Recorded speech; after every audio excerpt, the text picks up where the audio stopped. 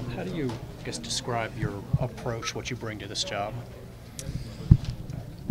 Well, that's a good question. I think it's building a culture and really creating an environment where we're relentless in what we do and how we prepare and how we work and how open we are to getting better. And having, every hitter has their own identity, things they're good at, maybe some challenges they have, but we really want to build a group identity. We want to be known wherever we play as a team that's really tough, really tough. We don't want to pitch to them, really challenging to pitch to, and I think that's, as a group mindset, that's really important to us. How appealing is that as a coach to come in somewhere where there's kind of a blank slate? Brandon's putting together a whole new staff, and all you guys are coming in to create that atmosphere like you mentioned.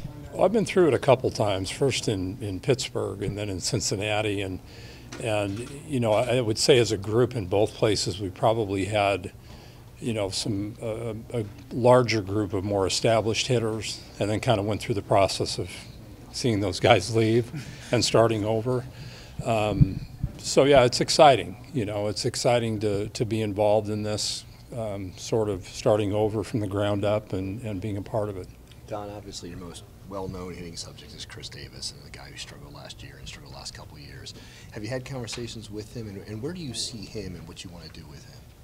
Well, build a relationship first. I met he and his wife last night, and we just had a Q&A, and I said we talked about how happy they were to have a couple days away from one-year-old twins and a 3-year-old, and so I mean that's where you start. You get to know them. I ask a lot of questions initially. I want to see where guys are at. I can watch video, but I want to know. The thought usually drives the process. Whatever's going on in their mind and what their thoughts are is what's going to come out physically. And so it's getting to know them, building some relationship and some rapport and some trust where you can have open and honest conversation with all these guys is priority number one for me, really, really important. Have you watched a lot of video of him, and did it show you anything?